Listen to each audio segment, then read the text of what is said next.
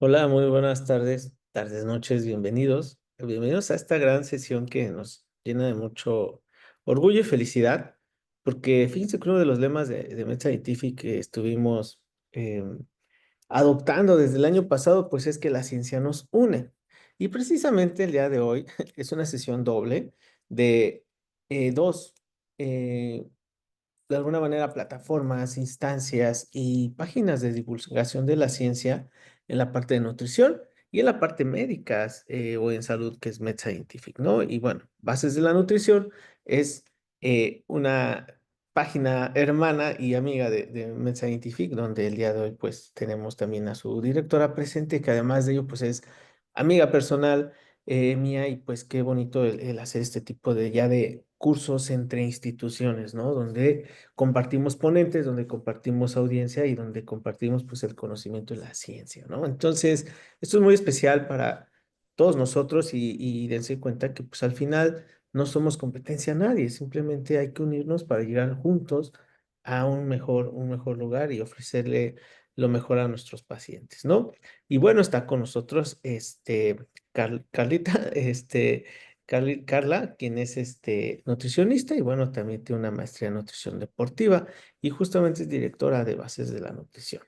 ¿Cómo estás, Carlita? Muy buenas tardes. Buenas tardes, pues muy emocionada, muchísimas gracias. La verdad es que este tipo de eventos me emocionan muchísimo porque el trabajar contigo, con el doctor Uriel, todos los que están aquí pues lo conocen, es de verdad un gran honor. Y justamente decías eso, o sea, la ciencia nos une y realmente eso es lo que nos ha unido. Nosotros nos conocimos meramente, éramos plataformas diferentes y al final el poder compartir, el poder platicar sobre ciencia, pues nos va uniendo. Entonces, siéntanse ustedes muy bienvenidos porque este va a ser un gran evento y les tenemos muchísimas sorpresas el día de hoy. Entonces, pues queremos que estén bien atentos a todo porque tenemos ponentes de lo mejor, lo más top. Y lo otro es que vienen muchas sorpresas, vienen muchas colaboraciones y pues más feliz yo no puedo estar de No, hombre. conversar. Qué bonito, pues bienvenidos todos. Vamos a comenzar. Nuestra sesión del día de hoy es doble. Tenemos una parte que es el abordaje médico y del otro lado el abordaje de nutrición sobre el mismo padecimiento que es hipertensión arterial. Y para ello también me complace presentarles a una gran amiga y de las mejores profesionales que conozco, que es la doctora Jessica Nanús Raye, quien es médico internista del Hospital ABC, también es editora en la página Medscape en español. Luego publicamos ahí los enlaces en redes sociales para que estén pendientes de lo que escriba y que pues nos ha venido acompañando en este tema de la academia, pues básicamente los 2 años que ya vamos a cumplir en Med Scientific, ¿no? Y bueno, en otro proyecto alterno, desde antes, pues también ya daba clases con nosotros y nos conocimos por ello y es un gustote que estés nuevamente con nosotros, Jesse. Así es que, pues no te quitamos el tiempo, vamos hacia la ciencia médica en hipertensión y bienvenida cuando gustes comenzar. Va, muchas gracias y muchas gracias siempre por invitarme. Me encanta compartir con ustedes. Déjame, voy a presentar, voy a poner mi presentación y vamos a hablar de hipertensión. A mí siempre me gusta que sea esto algo interactivo. Si tienen dudas pueden irlas haciendo, pueden ir preguntando en el chat. Si pregunto, contéstenme en el chat para que sea algo más interactivo y no nos durmamos, ¿va? Aquí les dejo mis redes sociales, bueno, Instagram, que es lo que más uso. Si me quieren seguir ahí, pues siempre doy consejos, platico de casos, platico de medicina, pues ahí pueden ir viendo. Va, entonces vamos a hablar de la hipertensión arterial, diagnóstico y tratamiento de la hipertensión arterial primaria y secundaria. Y bueno, lo que tenemos que saber de la hipertensión es que es una de las enfermedades más importantes, pero que aparte de esto tienen factores modificables. Eso hace que sea realmente una enfermedad en la que tenemos que enfocarnos mucho. ¿Por qué?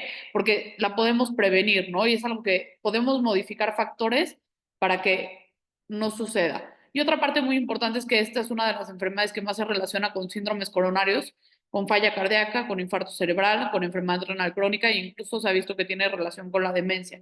Entonces, eso también hace que sea tan importante estudiar y saber de esta enfermedad. Como podrán saber, a veces en México nuestra estadística pues, está ¿cómo se llama? Por decirlo en su juventud, ¿no?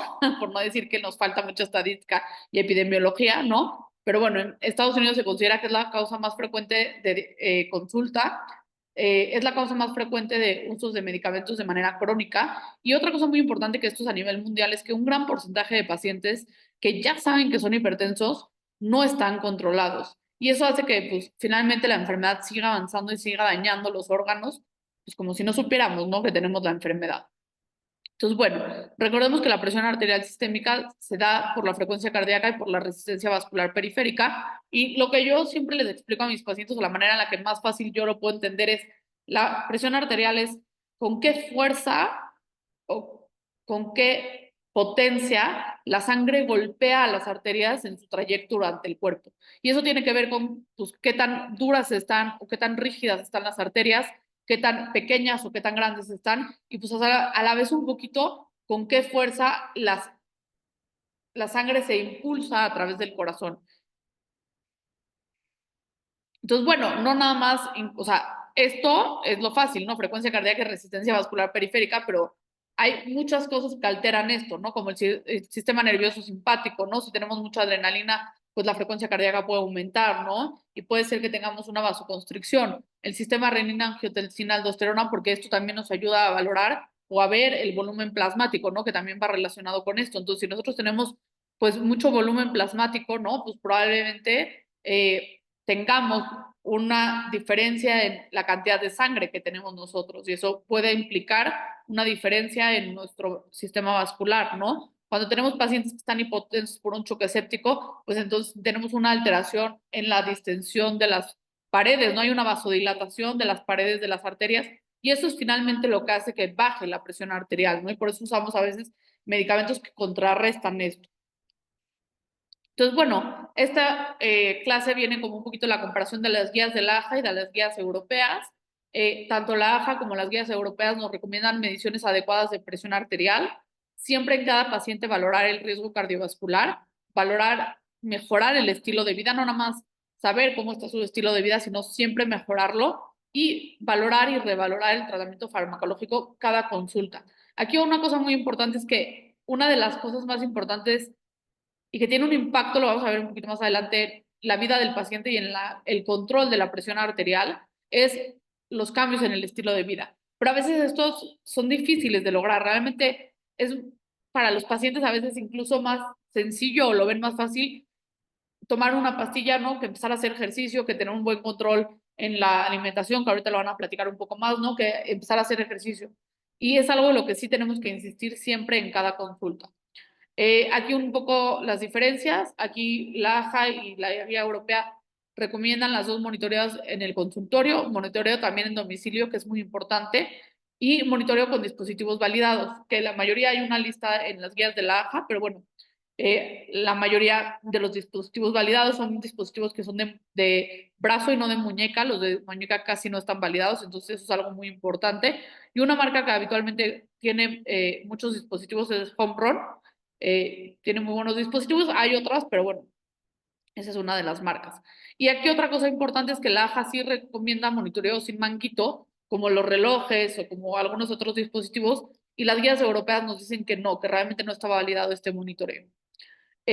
Aquí otra cosa que cambia es el cálculo del riesgo cardiovascular. Como dijimos, cada consulta nosotros tenemos que valorar el riesgo cardiovascular del paciente y pues tomar decisiones en base a eso, ¿no? Entonces, aquí una guía de la AJA nos recomienda una ecuación que se llama PCE. Habitualmente nos ayuda en pacientes de 40 a 79 años y como que sí nos impacta un poquito, como nos va diciendo el cálculo si vale la pena hacer algún otro ajuste o no. Y la guía europea nos hace una escala que se llama Score 2. Este sirve de 40 a 70 años y aquí nos ayuda en pacientes mayores de 70 años, Score OP. Y la diferencia de esto es que como que no nos ayuda tanto a tomar decisiones, pero nos dice qué tanto riesgo cardiovascular tiene ese paciente, ¿no? Y bueno, yo me encantó esta imagen cuando salió de las guías del AJA del 2017, que ya fue hace mucho tiempo, donde nos dicen, veo gente hipertensa. ¿Y por qué? Porque a partir del 2017 las guías de la AJA consideraron que todos los pacientes que tienen arriba de 130-80 de presión arterial son pacientes que se consideran con hipertensión. Y en las guías europeas del 2023 todavía siguen marcando el 140-90 como un poquito más cotidiano o el que se usaba antes también en las guías la AJA, ¿no? Nos dicen aquí las diferencias que las guías del 2017 dicen que los pacientes que tienen una presión normal son pacientes que tienen menos de 120/80, que la verdad es que pues, el rango de pacientes que realmente viven en esta presión es muy bajo, ¿no? Se considera que hay una presión elevada normal cuando un paciente tiene 120/129 y menos de 80 de presión diastólica, a diferencia de las guías europeas que nos marcan que cuando ya hablamos de una presión elevada normal es más de 130 y más de 85, ¿no? Que aquí cambia mucho esta parte. También nos distinguen un poquito en los grados de hipertensión. En las guías de la AJA nos dicen que hipertensión grado 1 es entre 130 a 139 y entre 80 a 89, y grado 2 más de 140 a 90, y aquí ya no hay como más distinción, ¿no? A diferencia de las guías europeas que nos marcan que la hipertensión grado 1 es de 140 a 159 y de 90 a 99, grado 2 160 a 179 y la diastólica en 100/109, y la hipertensión grado 3 es arriba de 180/110, que esto es como una crisis, ¿no? Y aquí también cambian un poquito las metas, ¿no? Las guías del AJA nos recomiendan que todos los pacientes estén abajo de 130/80, y las guías europeas nos dicen que por edad podemos hacer un poco de ajuste. Algunos estudios aquí han validado que los pacientes mayores de edad son muy sensibles en cuanto a el cambio de presión, y que si hacemos un cambio o una disminución muy abrupta de esta presión arterial, podríamos afectar el sistema vascular nervioso, y por eso a veces en las guías europeas nos permiten ser un poco más como laxos, por decirlo así. Entonces nos dice que si tienen más entre 65 y 79, les dan como chance, ¿no? Un control, podría ser un paciente menos de 140/80, y si son más de 80, tienen más de 80 años, les permiten estar entre 140 y 150, y la diastólica sí se mantiene siempre en menos de 80. Otra distinción es o sea, la terapia farmacológica. Aquí, como en general, las guías del AJA nos dicen que los betabloqueadores solo se reservan de primera línea en pacientes que tienen falla cardíaca o que tuvieron una enfermedad cardiovascular isquémica, a diferencia de las guías europeas que nos dicen que sí podemos incluir betabloqueadores como primera línea de tratamiento en cualquier paciente con hipertensión. Ahora, algo que aquí también es importante es que podemos decir que hay pacientes que tienen hipertensión arterial sistólica, hipertensión arterial diastólica separadas, pero sí es importante que nosotros entendamos que tanto la hipertensión arterial sistólica como la diastólica son importantes y se puede hacer el diagnóstico aunque tengamos solo una presión alterada. O sea, si ustedes ven un paciente que tiene 120/90, con ese 90 de hipertensión, o sea, de la diastólica, se puede hacer realmente un diagnóstico de hipertensión arterial diastólica, pero igual es un diagnóstico de hipertensión. Entonces, bueno, cuando tenemos pacientes que tienen hipertensión arterial sistólica aislada, son pacientes que tienen presiones arteriales sistólicas mayores de 130, pero su presión diastólica está menor a 80. Y cuando tenemos pacientes que tienen hipertensión arterial diastólica aislada, son pacientes que tienen la presión arterial diastólica mayor a 80, pero su presión arterial sistólica está en menos de 130, ¿no? Y aquí vienen otros términos que a veces son un poquito ambiguos, que es la hipertensión de la bata blanca, que son pacientes que en el consultorio habitualmente tienden a salir con hipertensión, pero en casa están como bastante bien controlados, aunque hay algunas guías que sí nos recomiendan que aunque veamos pacientes con hipertensión de la bata blanca, se recomienda que se dé tratamiento, ¿no? Sobre todo si son presiones muy elevadas. Y la otra parte son las hipertensiones enmascaradas. Estos son pacientes que puede ser que en el consultorio sus presiones estén normal, pero si nosotros les mandamos a pedir que lleven un registro, empiezan a tener hipertensión durante su casa o en algunos ciertos episodios. Hasta ahorita no sé si tengan alguna duda, si me lo pueden hacer por el chat. Ahora, aquí viene como un algoritmo que nos ayuda como a seguirlo y ver cómo ir haciendo los diagnósticos y qué tratamientos podemos ir dando, ¿no? Entonces nos dice que nosotros tenemos que hacer un screening de la presión arterial en cada consulta, en todas las consultas de todos nuestros pacientes, y buscar que la presión arterial, aquí es de las guías del AJA, si está más de 130 o más de 80, y la otra parte son como pues, pacientes que vienen con emergencias hipertensivas, ¿no? Que tienen presiones arteriales arriba de 180/120, ¿no? Entonces, si ya tenemos como el diagnóstico de hipertensión, ahorita vamos a ver qué sigue. Si no tenemos el diagnóstico de hipertensión o no llegan con una crisis hipertensiva, pues lo que hay que buscar es si tenemos presiones sistólicas más de 60 y presiones diastólicas más de 110, ¿no? Entonces, si ya tienes diagnóstico de hipertensión, lo único que, o sea, lo siguiente que tienes que hacer es buscar si hay evidencia de órgano blanco. Quiere decir, si esta hipertensión arterial ya ha dañado el cuerpo, incluyendo si tiene falla cardíaca, si tiene daño isquémico cardiovascular, si tiene hipertrofia del ventrículo izquierdo, que es una de las complicaciones más comunes, si hay enfermedad cerebral, si hay retinopatía hipertensiva o si tiene enfermedad renal crónica, ¿no? Y pues ya, si sí, pues entonces ya es un paciente que ya tiene hipertensión diagnosticada y ya vemos si tiene alguna complicación o no, ¿no? Si no tiene ningún daño y tenemos todavía duda si tiene hipertensión o no, podemos pedirle al paciente que se monitoree en casa. Y aquí nos dice, si no se puede monitorizar en casa, ahorita vemos qué otras opciones tenemos, y si lo podemos monitorizar en casa, entonces buscamos que las presiones, ¿no? Si están arriba de 130-80, pues ya lo podemos diagnosticar con hipertensión, y si no está arriba de 130-80, podemos decir que chance es un paciente que tiene una hipertensión de la bata blanca. No sé por qué me faltó. Ahora, bueno, ya aquí este es como hacer el diagnóstico y aquí si no podemos monitorizar la presión en casa, lo que podemos hacer es seguirlo monitorizando o sea, como en consultas o ponerle un mapa, ¿no? Que es un monitoreo ambulatorio. El paciente se va con el aparato 24 horas y esas 24 horas nos marca cómo ha estado la presión arterial. Ahora, algo que es importante en las dos guías es siempre, como decíamos, promover estilos de vida saludables, ¿no? Las dos guías recomiendan que debemos de empezar tratamiento para la hipertensión con presiones mayores a 130-80, siempre y cuando ya tengamos una enfermedad cardiovascular establecida. Recordemos que en las guías europeas, o sea, 130-80 no se considera como un hipertenso, ¿no? Porque es más de 140-90, pero si tenemos un paciente que ya tiene una enfermedad cardiovascular establecida y su presión está arriba de 130-80, le conviene y nos recomiendan iniciar tratamiento para la hipertensión. Y otra cosa importante aquí, diferente, es que las guías europeas recomiendan empezar manejo médico en mayores de 80 años cuando las presiones arteriales sistémicas estén arriba de 160. A diferencia de las guías de la AJA, que nos dicen que si tiene más de 130-85, pues debemos de empezar con tratamiento. Ahora, algo que es muy importante es cómo tomar la presión en casa. Muchas veces nosotros les pedimos a los pacientes que se monitoricen, pero no les decimos cómo lo tienen que hacer y no les damos las recomendaciones correctas y eso puede afectar las tomas, ¿no? Entonces, consejos, usted es un paciente que tiene que estar sentado, tiene que estar con la espalda apoyada, tener la vejiga vacía, no tener ganas de hacer pipí, no deben de estar los pies cruzados, los pies tienen que estar en el piso. Otra cosa muy importante es usar el tamaño del manguito adecuado. Algunas ocasiones, ¿no? Pacientes que son muy grandes, con el manguito tradicional les toman hipertensión y solo es que el manguito no es el adecuado para su tamaño. Incluso me han hablado a veces de urgencias de pacientes que al parecer tienen una crisis hipertensiva y lo único que tienen es que están usando el monitor incorrecto o el manguito incorrecto.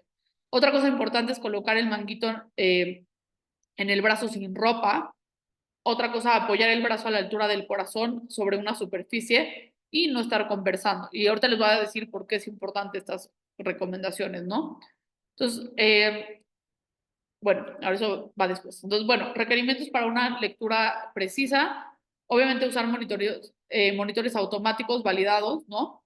Medir la presión arterial en un lugar tranquilo y libre de ruidos.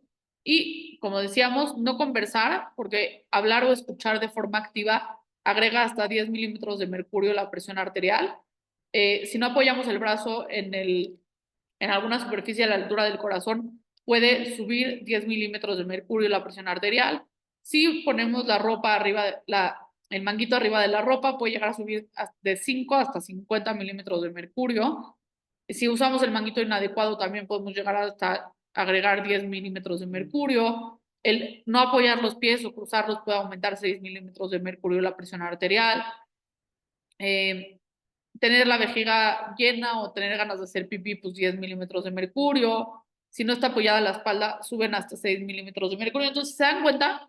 Pues si vamos de uno en uno, no, de 5 aquí 2, aquí 3, pues puede ser que tengamos una lectura inadecuada y que el paciente no esté realmente hipertenso pero pues que estemos agregando, ¿no? Cosas con estos factores. Por eso es muy importante que siempre le expliquemos al paciente y que siga estas recomendaciones, ¿no? Esto no sé por qué se regresó, pero ok, muy bien. Entonces, en general, nosotros dividimos a la hipertensión en hipertensión esencial y en hipertensión secundaria, que la hipertensión esencial es a la que le conocemos como hipertensión primaria. Y es un poco difícil de entender el porqué de la hipertensión esencial. Habitualmente tiene que ver con factores como la edad, la obesidad, los antecedentes familiares, ¿no? Pacientes que tienen familia que tiene hipertensión, pues tienen más riesgos. La raza, ser mexicano, por eso les puse ahí el mariachi, aumenta el riesgo de hipertensión. El tener una disminución en la función de las nefronas también, ¿no? Pacientes con enfermedad renal crónica. El aumento o el abuso del consumo de sal, que aquí me choca que quitaron la sal de las mesas porque siento que realmente no ha hecho un impacto en la vida de los pacientes, pero bueno. El sedentarismo, obviamente, y el sueño insuficiente. Todos estos factores pueden contribuir a un paciente que tiene una hipertensión esencial o una hipertensión primaria. La fisiopatología más comúnmente es una rigidez de las arterias, pero realmente no se sabe muy bien la fisiopatología completa. Ahora, otra cosa importante es que hay algunos estudios que han visto que la hipertensión esencial también tiene ciertos determinantes sociales como el estatus económico, el seguro social, la inseguridad, pues obviamente nuestro estilo de alimentación y la falta de acceso a servicios de salud. Estos son estudios que se han hecho en Estados Unidos y han visto que obviamente pacientes con estatus socioeconómico más bajo, que no tienen seguros de salud, ese tipo de cosas, pues tienen más alteraciones en su presión arterial. Dime, Jessica, que levantaste la mano. No sé si puedes desbloquearle su micrófono. Yo se lo desbloqueo, no sé. Sí, hola, buenas noches, doctora. Entonces, teniendo claro que la hipertensión esencial es la que es por raza, edad o obesidad, y la otra, ¿cómo dijo que se llamaba? Habitualmente son hipertensiones secundarias, ahorita las vamos a platicar un poquito adelante, pero son hipertensiones secundarias a algo, o sea, que están ocasionadas por otra cosa. O sea, por otros factores como más poco comunes. Son menos comunes las hipertensiones secundarias, esto es algo real, y son secundarias a otra cosa. Ahorita vamos a platicar un poquito, pero ¿a qué me refiero con esto? Pues pacientes que tienen feocromocitoma, pues la hipertensión es por el feocromocitoma. Pacientes que tienen Ok. Cushing, entonces tienen mucho cortisol, entonces pues su hipertensión es secundaria a eso, ¿no? Tienen hipertiroidismo, su hipertensión es secundaria a eso. Esta hipertensión no va relacionada a otras enfermedades, es una hipertensión como única, por decirlo así. ¿Sí? ¿Quedó claro? Sí. Jess, ¿andas por ahí? Sí, es Sí. que apagaron mi micrófono y entonces no Va. podía contestar. Dije, va a No te, decir que qué grosera, pero no te preocupes, pero entonces ya quedó claro.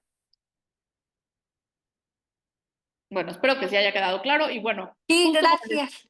como les decía, como que la hipertensión esencial, a pesar de tantos estudios y tanto tiempo, como que realmente no se sabe muy bien cómo la fisiopatología, o sea, todavía no logramos explicar al 100% la fisiopatología. Pero bueno, va relacionada mucho a estos factores, ¿va?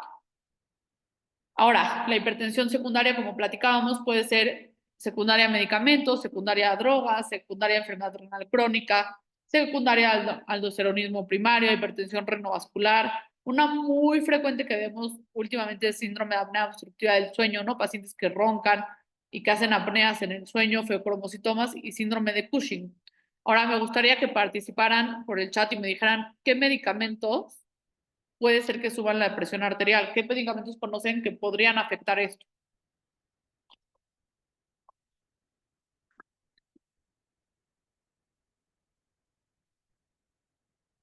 Corticosteroides, muy bien. Fentermina también, muy bien. Antihistamínicos también. Anfetaminas también. Entonces, esos son algunos que pueden subir. El salbutamol Sube más la frecuencia cardíaca, pero sí podría ser.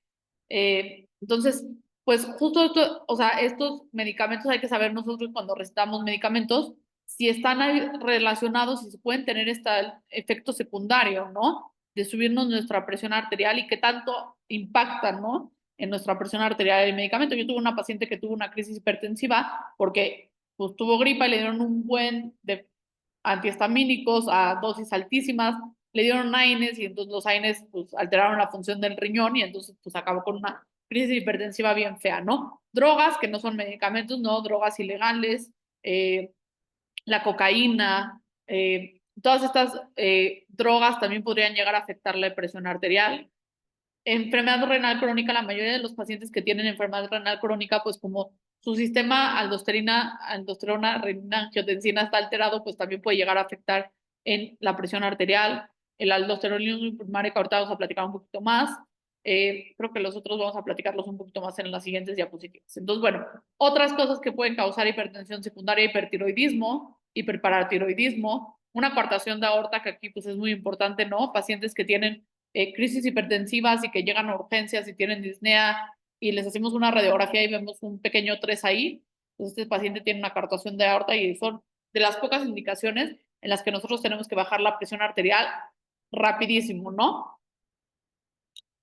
Entonces, bueno, como decíamos, el aldosteronismo primario son pacientes que tienen exceso de mineralocorticoides, habitualmente tienen hipertensión, tienen hipocalemia, tienen acidosis metabólica, y esto es porque pues, sus mineralocorticoides están muy elevados. En pacientes que tienen hipertensión renovascular son pacientes que tienen displasia fibromuscular, habitualmente es en pacientes jóvenes, bueno, más bien dicho, que tienen alteraciones renovasculares. Los pacientes jóvenes tienen displasia fibromuscular, pero es muy común también ver pacientes que tienen aterosclerosis y eso hace que sus riñones y las arterias tengan alteraciones y entonces como la parte vascular de los riñones no está bien irrigada, pues entonces empiezan a tener problemas de presión arterial. Por otra parte, el feocromocitoma puede dar cefalea, diaforesis, palpitaciones. Habitualmente son pacientes que tienen cefaleas súper intensas, hipertensiones muy elevadas, diaforesis y palpitaciones. La verdad, yo nunca he visto un feocromocitoma, son diagnósticos raros. Y creo que nos faltó platicar, bueno, como les decía, del SAOS, o sea, el síndrome de apnea obstructiva del sueño.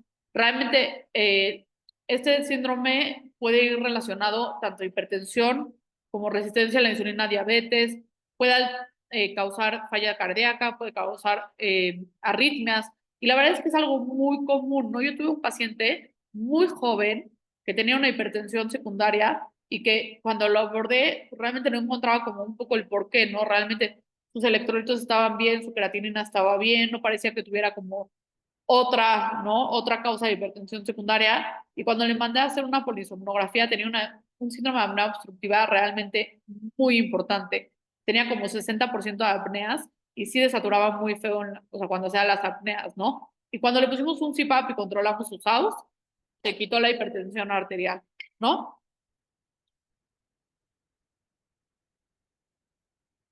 Déjenme ver.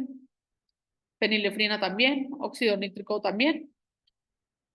Muy bien. Entonces, bueno, ¿cómo vamos a evaluar a nuestro paciente? Siempre que nosotros veamos un paciente tenemos que hacer una historia clínica completa y una exploración física. Y como decíamos, hay que valorar el daño al órgano blanco, que aquí está mal escrito, valorar los factores de riesgo cardiovasculares para tratar de modificarlos, valorar el estilo de vida, valorar medicamentos o sustancias que favorezcan la hipertensión. O sea, si tenemos un paciente que está tomando esteroides de manera crónica y está hipertenso, pues ver si necesita el esteroide o qué otra cosa podemos ofrecerle, ¿no? O valorar si tiene un medicamento que sí necesita que suba la presión, valorar si podemos hacer que haga ejercicio, si podemos disminuir el consumo de sal, todas esas cosas, ¿no? Otras cosas que tenemos que ver son obviamente el peso y la composición corporal, las lesiones dérmicas, porque nos pueden hablar de lesiones como de Cushing, ¿no? Si tiene estrías o cosas así, la fuerza, el estado de alerta, la fundoscopía, ver el fondo de ojo, palpación y auscultación de las carótidas, palpar la tiroides, checar los ruidos cardíacos, los ruidos respiratorios, ¿no? Igual ahí tiene una arritmia, o logramos escuchar que tiene un poco de estertores o que tiene un galope. Checar siempre en el abdomen masa y pulsos femorales. ver si tiene edema y ver el estado neurológico, es como la valoración completa. Y en los laboratorios y gabinetes hay que pedir electrolitos séricos, pues por lo mismo de que aquí podemos ver alteraciones como la hipocalemia, que nos hablen de algún estado de aldosteronismo, el calcio, ¿no? Para ver si no tiene hiperpara, el fósforo, el magnesio, una glucosa en ayuno, examen general de orina, ¿no? Ver que no tenga proteínas, que no tenga un síndrome nefrótico, una creatinina, ver que no tenga daño renal, una biometría hemática, un perfil tiroideo, un electrocardiograma y volvemos a lo mismo de valorar el riesgo cardiovascular a 10 años y habitualmente hay algunas escalas que nos piden los colesteroles, entonces también podría ser bueno pedirle eso para poder valorar el riesgo cardiovascular a 10 años. Y esto es como la evaluación de todos, ¿no? Pero cuando tenemos pacientes, ¿no? ¿En qué pacientes pensamos que es una hipertensión secundaria? No en todos los pacientes creemos que tenemos una hipertensión secundaria. Si yo llego a un paciente de 60 años a mi consulta con sobrepeso, que su mamá tiene hipertensión, su papá tiene hipertensión, y él llega con hipertensión, pues probablemente no le haga un abordaje tan extenso como pensando en que tiene una hipertensión secundaria. ¿Qué pacientes sí debemos de valorar la hipertensión secundaria? Pacientes que inician de manera muy joven, pacientes menores de 40 años, o que tienen una edad avanzada y que por primera vez les diagnosticaste hipertensión y tienen una hipertensión grado 2, ¿no? Un paciente que tiene 80 años que en su vida había sido hipertenso, ¿no? Hipertensiones resistentes, esto quiere decir que ya tienen 3 medicamentos, incluyendo un diurético a dosis correctas, no a dosis altas, y siguen con hipertensión. O si nosotros en la exploración física encontramos algún dato, ¿no? O en la historia clínica de algo que pueda ser secundario. Pues obviamente si lo estoy evaluando, ¿no? Y es un señor que tiene 65 años, su papá es hipertenso, pero está tomando algún medicamento que puede hacer que sea hipertenso, pues entonces voy a pensar en que es algo secundario, ¿no? O si veo que tiene un soplo, ¿no? Ese tipo de cosas. Ahora, ¿cuándo se considera que es una hipertensión resistente o refractaria? Cuando no tienen un buen control, como platicábamos, cuando ya tienen 3 medicamentos a dosis adecuada y uno de ellos incluye un diurético, y aparte ya hicieron cambios en el estilo de vida, ¿no? Es este señor que, no sé, o esta señora de 50 años que ya vino a consulta, que empezó a hacer ejercicio, que va muy bien con el control de la alimentación, que ya le diste 3 medicamentos y que aparte, o sea, uno de esos tiene que ser un diurético, y ya con eso sigue hipertensa, ¿no? Entonces son pacientes que tenemos que descartar que haya algo secundario por ahí. Ahora, ¿qué podemos encontrar en la exploración o qué tips podemos tener? Tipo pacientes que tienen hipertensión renovascular, pueden tener soplos abdominales. Como decíamos, pacientes que tienen hiperaldosteronismo primario tienden a tener hipocalemia en los laboratorios. Obviamente, si vemos una creatinina en 6, pues probablemente esa sea la causa de su hipertensión. Justo acabo de valorar a una paciente muy joven que tuvo una glomerulonefritis focal disegmentaria y su creatinina está en 6, su función renal está en 7 mililitros por minuto, por 1.7 del metro, ya saben todo eso. Y pues obviamente está hipertensa y su hipertensión obviamente secundaria a su enfermedad renal crónica. Ahora, ¿qué complicaciones podemos tener en pacientes con hipertensión? Que lo platicamos un poquito al principio. Algo muy común y de las primeras cosas que sucede es la hipertrofia del ventrículo izquierdo. Los pacientes pueden desarrollar falla cardíaca, pueden tener eventos cerebrales vasculares, infartos o enfermedad renal crónica. Y aquí estas cosas pueden ir como relacionadas. ¿A qué me refiero? La enfermedad renal crónica puede causar hipertensión y la hipertensión puede causar enfermedad renal crónica. Y un infarto puede estar causado por una crisis hipertensiva y la crisis hipertensiva puede causar infarto. Ahora, el tratamiento. Siempre, siempre, siempre, como les decía, esto es algo muy difícil, pero, o sea, un pilar muy importante del tratamiento y que a veces como médicos no le damos la importancia porque sabemos que los pacientes resisten un poco es el cambio en el estilo de vida. O sea, si tu paciente sigue siendo sedentario, si tu paciente sigue teniendo una mala alimentación, si sigue fumando, si sigue tomando alcohol, la probabilidad de que logremos un buen control es baja. Y la verdad es que el cambio en el estilo de vida es una de las cosas más complicadas de lograr en los pacientes, pero sí es importante lograrlo. Control y factores de riesgo cardiovascular. Aquí también es muy importante siempre valorar la parte de la glucosa, la hipertensión y la diabetes pueden ir juntas y tienden a ir juntas, entonces también es importante valorar esto.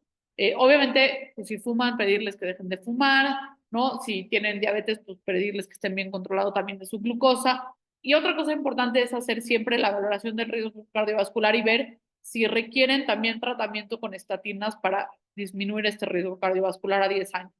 Tratamiento farmacológico, que ahorita vamos a platicar un poquito de esto, y revalorar efectos adversos, ¿no? Esto quiere decir, cada consulta nosotros tenemos que volver a valorar si estamos en el buen medicamento, si estamos teniendo efectos adversos de un medicamento más que de otro, si el paciente está tomando otra cosa agregada que puede estar dañando o puede estar afectando nuestro tratamiento o estar afectando la presión arterial, y hacer ajustes.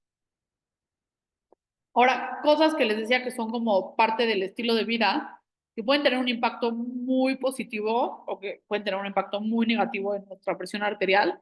Pacientes que tienen sobrepeso o obesidad, cuando tienen pérdida de peso, pueden disminuir hasta 5 milímetros de mercurio la presión arterial, y más o menos se espera que por cada kilo de peso que bajen, baja 1 milímetro de mercurio la presión arterial. Entonces, si tenemos un paciente que tiene 140 de hipertensión y baja 10 kilos, pues o sea, lo esperado es que ese paciente, ese 140 se convierta en 130. Tener una dieta adecuada, la dieta más recomendable es una dieta que se llama dieta DASH, que habitualmente es rica en vegetales y frutas, y en granos, y baja en productos como lácteos, y obviamente reducida en contenido de grasa. Y esta dieta puede bajar 11 milímetros de mercurio de la presión arterial. Aquí me gustaría frenarme un poquito en la dieta o en la ingesta de sodio. Es muy importante que no eliminemos el sodio de la dieta de nuestros pacientes, porque eso genera que tengamos pacientes que tienen hiponatremias. Pero sí es importante explicarles que no debemos abusar del sodio. O sea, también el sodio es parte, ¿no? La sal es parte de nuestro cuerpo y nuestro cuerpo necesita también el sodio para trabajar. No se vale abusar, pero si le restringimos, si le quitamos todo el sodio al paciente, lo más probable es que lleguen unos meses después con una hiponatremia. Entonces, la meta más o menos es menos de 1500 miligramos al día, pero como decíamos, mínimo tiene que tomar 1000. Entonces, tengamos cuidado ahí. Y bueno, la ingesta reducida de sodio puede disminuir menos de 5 a 6 milímetros de mercurio de la presión arterial, ¿no? Buscar un poquito de aumento de la dieta, el potasio, buscar una dieta rica en potasio, puede bajar 4 milímetros la presión arterial. Aquí la actividad física, toda la actividad física, no importa qué tipo de actividad física hagan, va a disminuir la presión arterial, pueden hacer aeróbico, pueden hacer de resistencia, pero vale la pena que empecemos poco a poco a incitar a los pacientes a que hagan algo, porque a veces pedimos como cambios muy abruptos y eso también es complicado, ¿no? Decirle a un paciente, ¿sabes qué? Mañana tienes que hacer 90 minutos al día de ejercicio aeróbico, pues chance ni siquiera lo va a tolerar, ¿no? Y también aquí hay que valorar la capacidad funcional. Si el paciente ya tiene una capacidad funcional muy disminuida, si se agita con hacer cosas muy sencillas, pues no lo mandemos a hacer algo que lo pueda poner en riesgo, ¿no? Pero sí es importante que todos los pacientes hagan cierta actividad física. El consumo de alcohol moderado puede bajar hasta 4 milímetros de mercurio la presión arterial. Entonces, si se dan cuenta, o sea, con cambios en el estilo de vida, o sea, realmente podríamos lograr un buen control de muchos pacientes, ¿no? Ahora, ¿a quién vamos a darle tratamiento?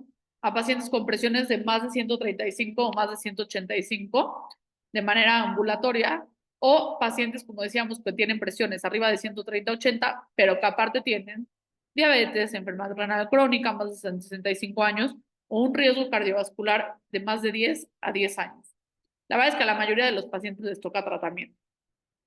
Ahora, el tratamiento, como dijimos, también va parte de la parte, pues, del estilo de vida, ¿no?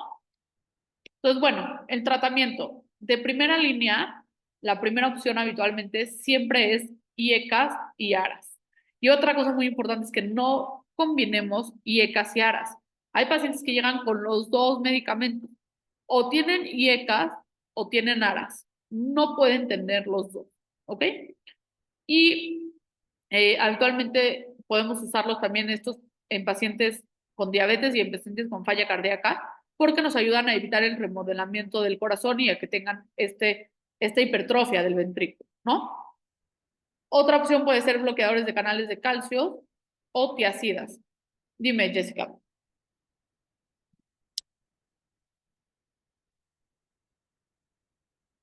Hola, sí, una pregunta, disculpe doctora, yo soy licenciada en nutrición y me gustaría saber qué son las IECAS y qué son las Ah, ARAS. ok, va, qué bueno que preguntas. Estos medicamentos son inhibidores de la enzima convertidora de angiotensina y los ARAS son inhibidores de la aldosterona. Son medicamentos que van como al mismo punto. Entonces, aunque tienen diferentes mecanismos de acción, actúan en la misma cadena. Entonces, si usamos estos medicamentos juntos, pues entonces estamos como dobleteando un tratamiento que no tiene sentido, ¿va? Y la otra opción, dime, Mayra. Hola con todas y todos. Muchísimas gracias por tu excelente exposición. Yo tengo una duda. En la ingesta que dice en el slide anterior, donde hablabas de la ingesta de alcohol que sea moderado en hombres menos de 2 bebidas al día y en mujeres menos de una bebida al día, eso te reduce 4 mm el mercurio. De la presión arterial. Sí. Ya, O o sea sea, que sí ahora, pueden. esto habla en pacientes que toman Ujú. alcohol, ¿no? Si tenemos un paciente que toma alcohol, pues, o sea, disminuir esta ingesta va a ser algo positivo. Ahora, yo muchas veces me preguntan los pacientes, oye, es que, ¿crees que van a necesitar medicamento de por vida? Y hay pacientes que tienen todo esto muy bien, ¿no? Y entonces, chance, si no consumías alcohol, pues, consumir 2 bebidas no te va a bajar o sea, la presión arterial. No sé si me estoy dando a entender. Claro, pero ¿y estas bebidas son alguna en especial, tipo cerveza, vino No, o en general? hay algunas tablas en Ujú. particular que hablan como de cuánta cantidad de alcohol tiene cada bebida y te dice exactamente cuántos son 2 bebidas al día, pero habitualmente 2 bebidas al día pueden ser 2 cervezas, 2 tequilas, 2 cubas, ¿no? 2 medidas de alcohol, por decirlo así. Ya, dale, muchas gracias. ¿No? ¿De qué? Con gusto. Bueno, y entonces aquí yo siempre les digo que hay como que podemos individualizar al paciente, ¿no? Entonces la mayoría siempre de primera opción van a ser estos 2 medicamentos habitualmente. Ahora, si tenemos un paciente que tiene dolor en el pecho y tiene angina, pues una buena opción puede ser los bloqueadores de canales de calcio porque nos van a adyuvar, ¿no? Si tenemos un paciente que tiene osteoporosis, las tiazidas nos pueden ayudar con esa osteoporosis. Y la otra parte es que sí podemos combinar tratamientos menos IECAS y ARAS, pero podemos dar un IECA y un bloqueador de calcio, un IECA y una tiazida, ¿no? Que estos medicamentos habitualmente se pueden ver. Incluso la farmacéutica los vende juntos, ¿no? Tenemos medicamentos que son el telmisartán con la cloropiacida, ¿no? El, el telmisartán o los sartán con otra cosa. Entonces, sí podemos combinar otras cosas, pero no estos medicamentos porque tienen el mismo mecanismo de acción, ¿va? Ahora, como decíamos en las guías de la AJA, los betabloqueadores o los bloqueadores de canales eh, beta, ¿no? Alfa, beta agonistas, eh, no se recomiendan como primera opción, a menos que el paciente tiene una cardiopatía isquémica. Estos pacientes siempre requieren un beta bloqueador.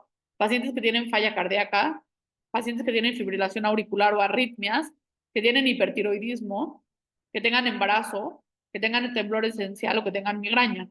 Porque entonces tenemos un efecto adyuvante, ¿no? O sea, yo, otros pacientes que uso mucho a veces los betabloqueadores son pacientes que tienen mucha ansiedad y que tienen como mucha adrenalina, por decirlo así, y eso hace que tengan como taquicardias y eso hace que sean hipertensos, también lo uso, ¿no? Uso los betabloqueadores como primera línea, pero habitualmente las primeras líneas de tratamiento siempre o habitualmente usamos IECAS y ARAS, ¿no? Y como les decíamos, en betabloqueadores, pues estos pacientes se benefician, ¿no? Porque nos van a ayudar a otra cosa, ¿no? Este paciente que tiene fibrilación auricular nos va a ayudar al control de la arritmia, ¿no? Si tenemos hipertiroidismo, pues nos van a ayudar a controlar la parte de las arritmias que podrían llegar a ser por el hipertiroidismo, ¿no? Si tenemos un paciente con temblor esencial, pues tratamos la hipertensión y el temblor esencial con un mismo medicamento. Ahora, como les decía, sí podemos combinar los otros medicamentos, podemos combinar betabloqueadores con IECAS, podemos combinar agonistas perdón, bloqueadores de calcio con bloqueadores, con betabloqueadores, con tiazidas, no podemos combinar solamente IECAS y ARES. Pero bueno, la recomendación habitualmente siempre es iniciar con 2 medicamentos. Y la recomendación es así porque tenemos menos efectos adversos de cada uno de los medicamentos, tenemos una mayor efectividad y hoy en día tenemos pacientes, o más bien dicho, como les decía, medicamentos que combinan en una pastilla 2 medicamentos y eso hace que sea más fácil que el paciente se adhiera al tratamiento, ¿no? Tenía una paciente que justo venía súper descontrolada de la presión, traía sus colesteroles por los cielos y hay un medicamento, o sea, una tableta que viene, el IECA, ¿no? Que viene, y el IECA viene un bloqueador de canal de calcio y aparte de eso viene el medicamento para el colesterol. La paciente así se controló. ¿Por qué? Porque es muy desgastante estar tomando medicamentos y cuando tienes que tomarte uno en vez de 200, pues a veces es más fácil que tengas un apego al tratamiento, ¿no? Ahora, siempre los pacientes están a preguntar cuánto tiempo tengo que tomar los medicamentos. Y va a depender, ¿no? Si tenemos un paciente que tiene una hipertensión esencial, probablemente tengan que tomar los medicamentos de por vida. Si tenemos un paciente con una hipertensión secundaria que podemos controlar lo secundario, ¿no? Como este paciente que les controlaba del síndrome que les contaba, del síndrome de apnea obstructiva del sueño, que controlando la apnea del sueño controló su presión arterial, pues entonces ese es un paciente que pudo suspender los medicamentos. Pero la mayoría de los pacientes que tienen hipertensión esencial van a tener que tomar sus medicamentos de por vida. Aunque hay algunos pacientes que tienen muchos factores de riesgo modificables que logran sí quitarlos, como quiénes son los que habitualmente sí logran retirar estos medicamentos, pacientes que tienen obesidad y que bajan de peso de manera muy importante, pacientes que son súper sedentarios y empiezan a hacer ejercicio, que hacen estos cambios en el estilo de vida, ¿no? Pero la verdad es que la mayoría de los pacientes tienen que tomar los medicamentos de por vida. Y otra cosa que yo siempre les digo es, a ver, es de por vida, pero vamos a ir vigilando, ¿no? Pero nunca lo suspendas porque te sientes bien. ¿Por qué? Porque la hipertensión puede no dar ningún síntoma y eso no quiere decir que los pacientes están normotensos y no quiere decir que están bien controlados, ¿no?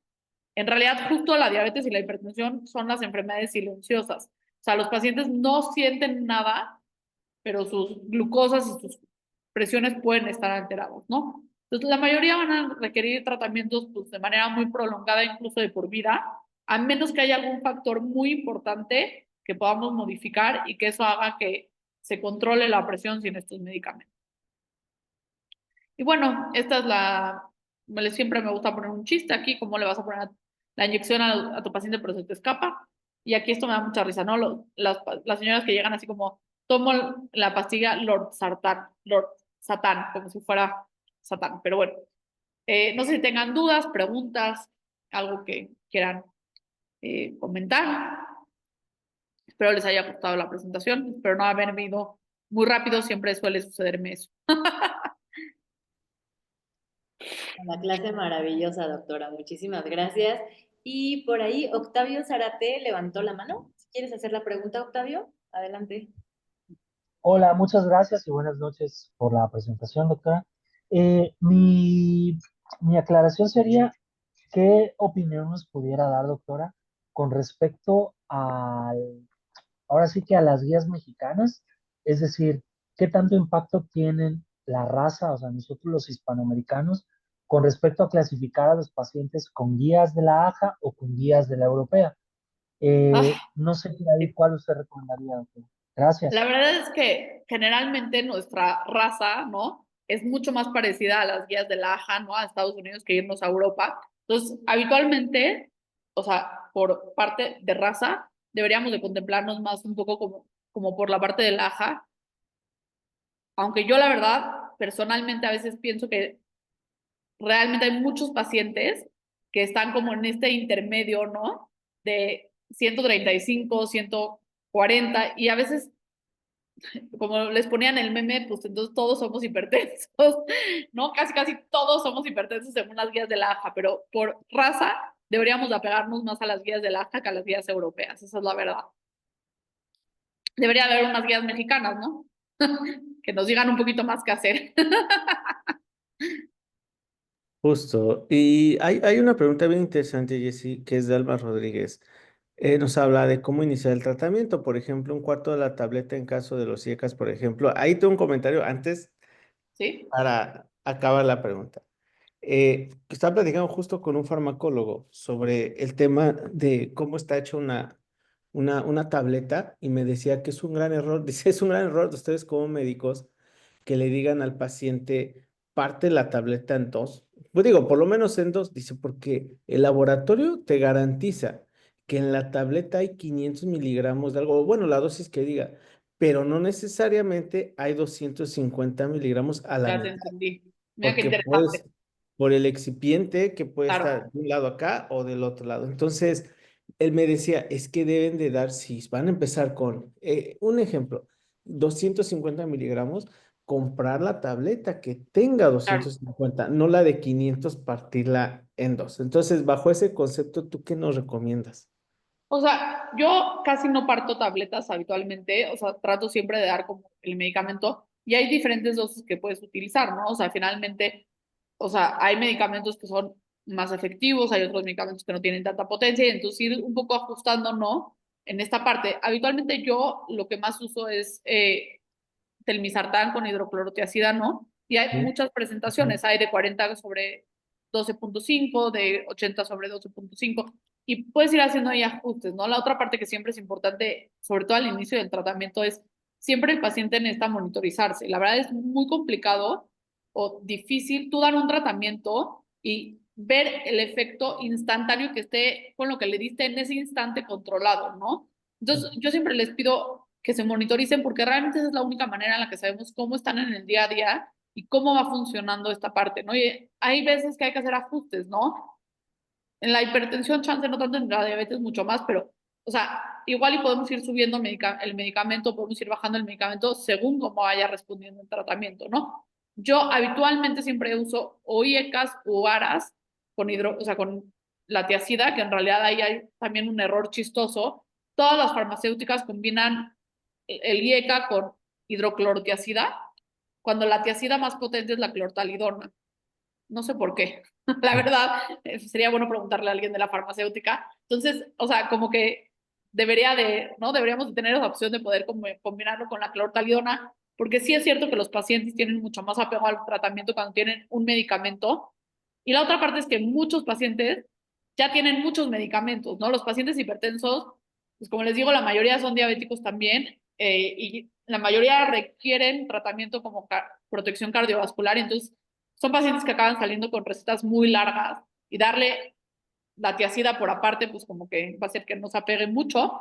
Pero yo siempre habitualmente empiezo con IECAS, con la tiacida, combinados, y voy buscando el equilibrio, ¿no? Voy buscando cómo van ajustándose y si necesito un tercer medicamento, agrego un tercer medicamento, si necesito puedo subir un poco la dosis, ¿no? Es decir, como haciendo el Perfecto. ajuste ahí. Y en tu experiencia, digo, al final, por ejemplo, esto es bien clave, ¿no? La modificación del estilo de vida, que seguro lo vamos a abordar en la siguiente clase desde el punto de vista nutricional, pero también desde el punto de vista del ejercicio, pues sumamos como que esos milímetros de mercurio menos y podemos llegar a una meta y quizá quitar el fármaco.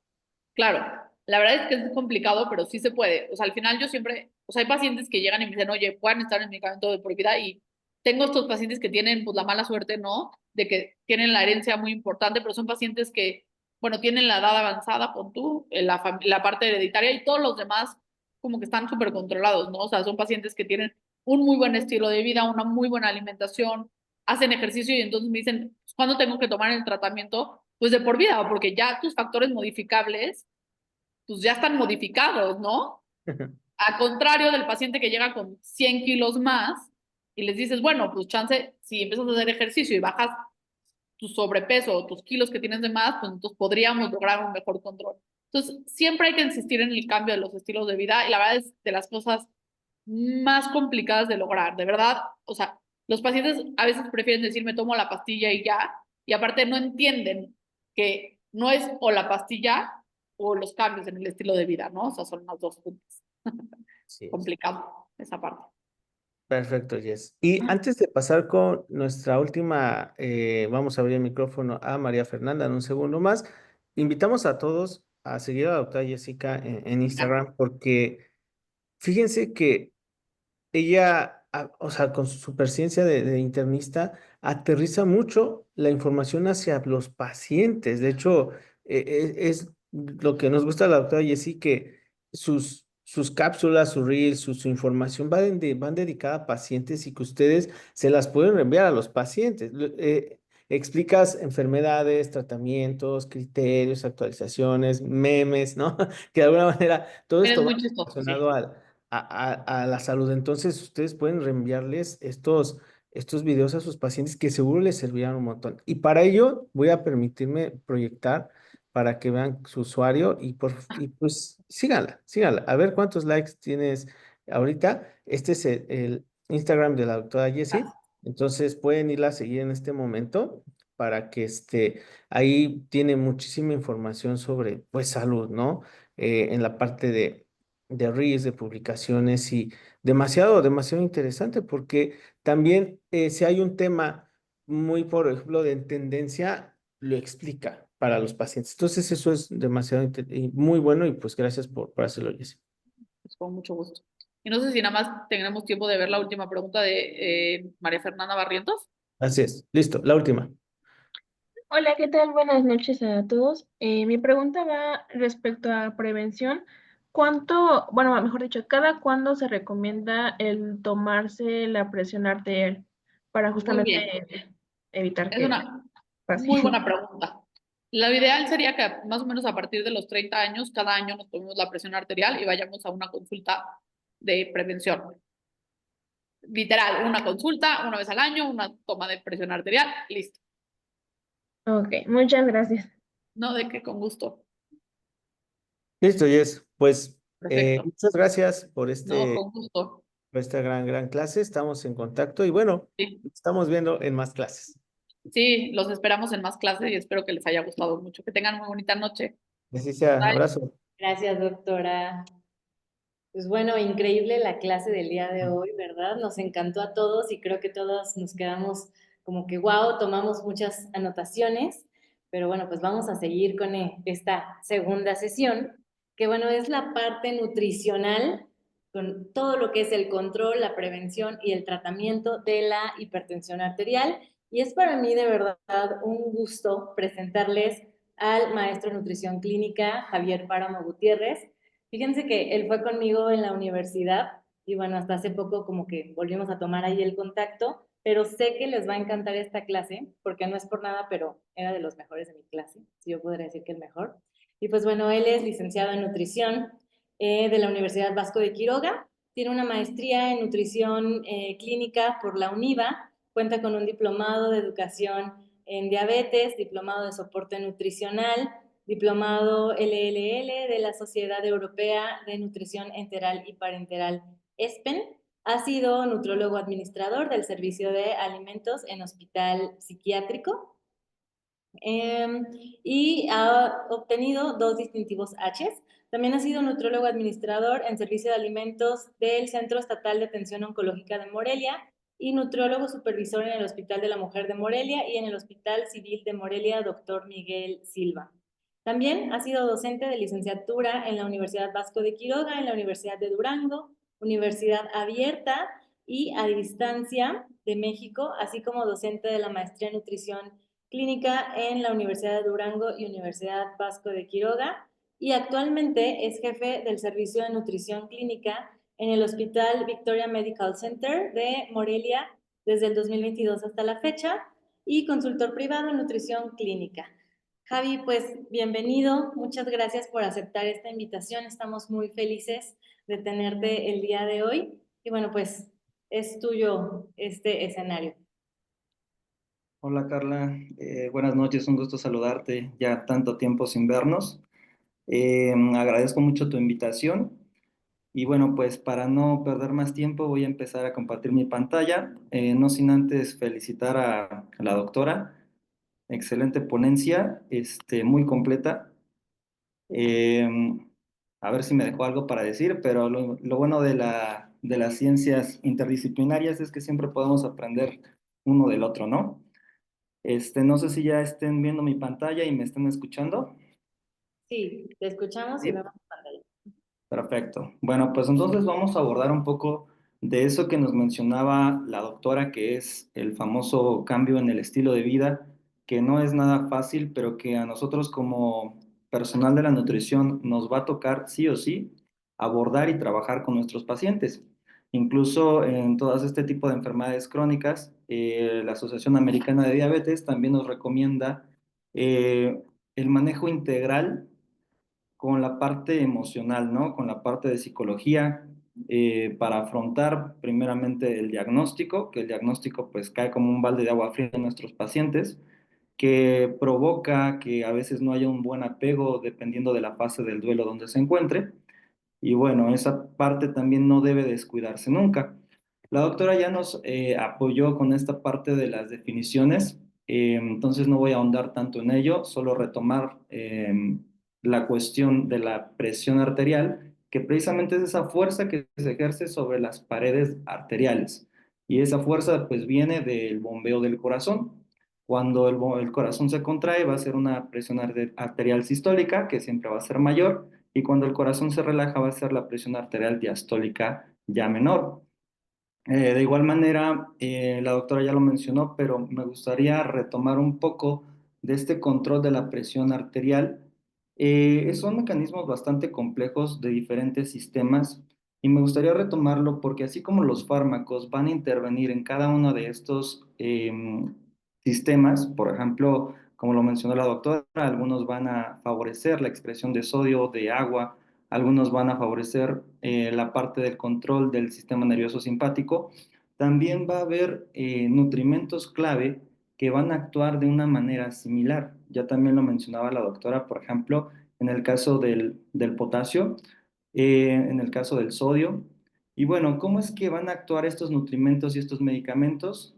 Pues resulta que la presión arterial está dada pues, por la fuerza de bombeo del corazón, pero también entre más volumen tengamos dentro de nuestros vasos sanguíneos, va a haber un incremento en la presión arterial.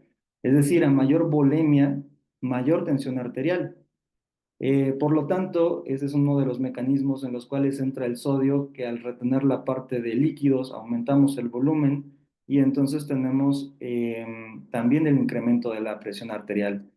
La otra gran vertiente por la cual la presión arterial va a ser controlada es a través del control de las resistencias periféricas.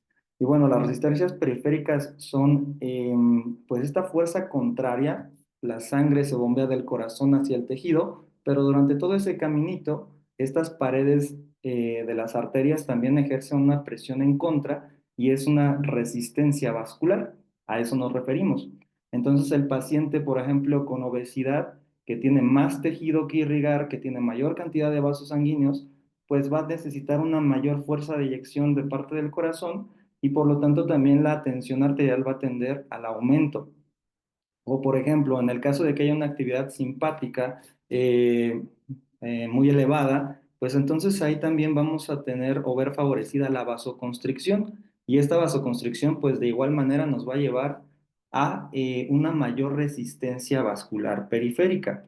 Esta parte de la vasoconstricción y vasodilatación va a ser muy importante entenderla, sobre todo porque va a haber muchos nutrientes clave que van a afectar esta cuestión, como es el potasio, como es el magnesio e incluso el calcio. Entonces, esas partes que son parte fundamental de la dieta DASH son estos mecanismos en los que van a actuar, ¿no?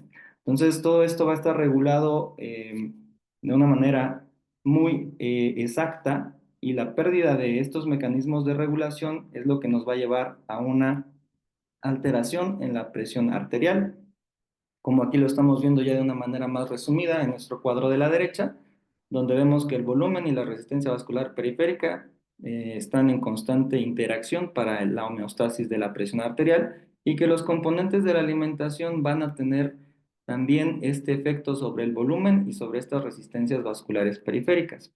No sé si hasta aquí haya alguna duda o está todo claro y podamos continuar. Bueno, no veo manos levantadas, entonces continuamos. La doctora también ya mencionó esta parte de donde las guías europeas y las guías americanas pues no se ponen de acuerdo en cuanto al punto de corte para el diagnóstico de la hipertensión. Ya también lo aclaró la doctora, depende mucho de la población estudiada. Las guías europeas, pues principalmente son o fueron elaboradas en pacientes caucásicos más homogéneos, mientras que las guías americanas, pues tenemos en el vecino del norte una mayor mezcla de razas y pues podría ser que sea más apegada a utilizar las guías americanas, que son las de la AJA, para nuestra población y para tomar nuestros puntos de corte. Ciertamente, pues son puntos de corte bastante estrictos, donde sí pocos se salvan. Entonces, pues tenemos que estar muy atentos y tener mucho criterio al momento de interpretar estos datos, ¿no? Y ya entrando un poco más a la parte del estilo de vida o a esta parte de la alimentación y la nutrición, sí tenemos que tomar en cuenta la parte genética siempre en nuestra historia clínica como nutriólogos, sobre todo porque en nuestra consulta nosotros podemos también detectar o hacer este tamiz para detectar la hipertensión arterial y canalizarlo con el especialista correspondiente, ¿no? En este caso, medicina interna creo que es la mejor opción para trabajar en este tipo de enfermedades crónico-degenerativas. Vamos a ver aquí que la genética pues tiene este efecto, pero también los factores modificables que mencionaba la doctora. Yo sobre todo voy a enfocarme en estos cuatro. Por cuestiones de tiempo, vamos a ser bastante, ¿cómo se dice?, concretos con la parte del manejo de la información. Y sobre todo lo que les mencionaba en cuanto al peso, ahorita vamos a ver un poquito más, pero este peso, y aquí menciono un poco la nueva clasificación de la obesidad, sobre todo la clasificación clínica de la obesidad, pues está mucho en relación que al aumento de peso tenemos un aumento también en el porcentaje de grasa. Y en muchos casos, o la mayoría de los casos, el aumento en el porcentaje de grasa visceral. Entonces, esta grasa visceral es metabólicamente activa y va a tener efectos que también pueden detonar o llevar a la parte del desarrollo de la hipertensión, tales como la resistencia a la insulina o incluso la parte de la concentración de grasa o acúmulos de grasa dentro de las zonas perirrenales, ¿no? Bueno, el sodio y el potasio, que los dos van a ser componentes clave del abordaje o dieta DASH, que ahorita lo vamos a ver un poco más a fondo, es ahí donde vamos a profundizar un poco más. Y también la parte de la actividad física, que es fundamental, y como dijo la doctora, hay que saber cómo hacerlo. No es nada más de decirle al paciente, va a hacer actividad física, sino que hay que especificar cuestiones como, si viene de una crisis hipertensiva, pues no podemos forzar al paciente, va a ser o puede tener un efecto deleterio, sino que más bien vamos a irlo llevando poco a poco en terrenos planos, con frecuencias cardíacas bajas, monitorizando la tensión arterial antes y después del ejercicio para ver la seguridad de nuestra prescripción física, ¿no? De actividad física. Lo primero que vamos a revisar es la parte del impacto del peso. El peso va a estar relacionado con esta parte de la hipertensión, sobre todo por los que les mencionaba del porcentaje de grasa elevado, con gran actividad metabólica y también proinflamatoria. Un aumento de la grasa perirrenal, veíamos que el riñón era uno de los órganos principales que va a controlar, por ejemplo, el volumen y también ahí tenemos involucrado el sistema renina-angiotensina-aldosterona. Entonces, esta parte de la acumulación de grasa, perdón, perirrenal va a tener un impacto muy importante sobre el funcionamiento y sobre el control de estos sistemas.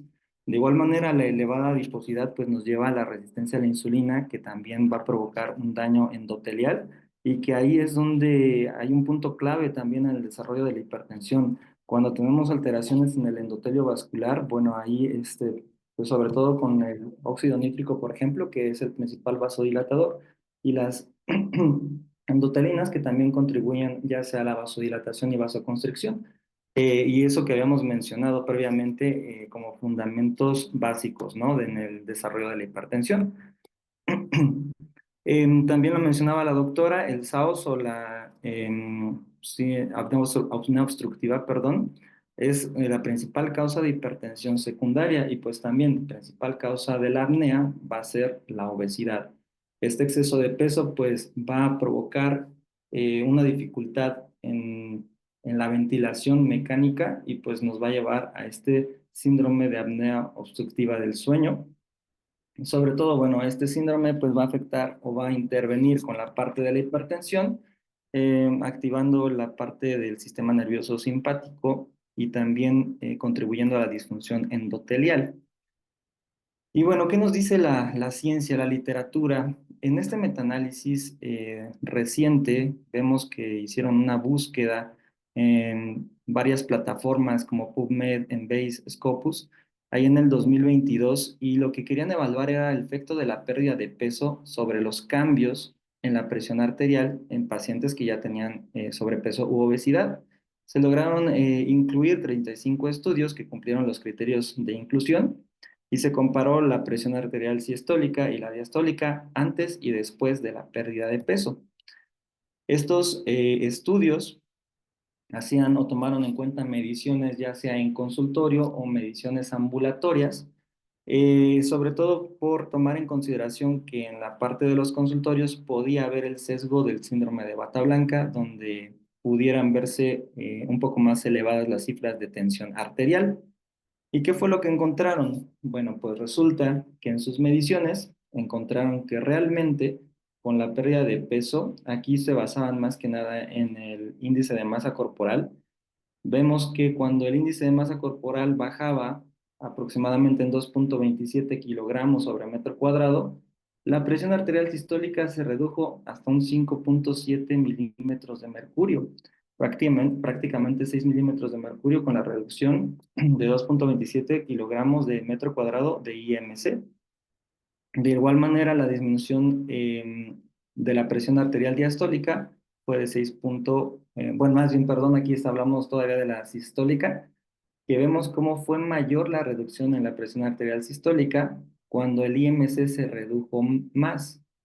Es decir, si nosotros pasamos a nuestros pacientes de un IMC de 30 a un IMC de 25, 26, por ahí, podríamos obtener esta disminución de 6.65 milímetros de mercurio, ¿no? En promedio.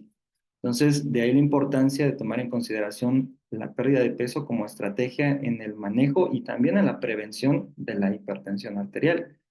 Esta tabla precisamente hace referencia a la presión arterial diastólica y vemos igual que cuando perdíamos 2.27 kilogramos sobre metro cuadrado de índice de masa corporal, reducíamos hasta 3.3 milímetros de mercurio, y cuando disminuimos ya a 4.1 kilogramos sobre metro cuadrado de índice de masa corporal, bajábamos hasta 3.63 milímetros de mercurio.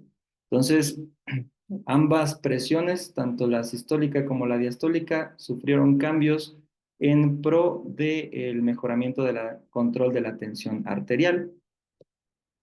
En el grupo ambulatorio, ¿se acuerdan que habíamos dicho que midieron a unos pacientes en consultorio? Bueno, estas gráficas eran de estos pacientes en consultorio. Y en el grupo ambulatorio, la disminución fue también de 6.6 milímetros de mercurio de la presión arterial sistólica y de 3.63 milímetros de mercurio de la presión arterial diastólica. Entonces, en ambas mediciones, tanto dentro del consultorio como en el ambulatorio, se vio que la mayor reducción en la tensión arterial o presión arterial fue después de una disminución del IMC de más de 3 kilogramos sobre metro cuadrado. ¿Sale? Entonces aquí tenemos pues los datos duros y también la interpretación de los mismos.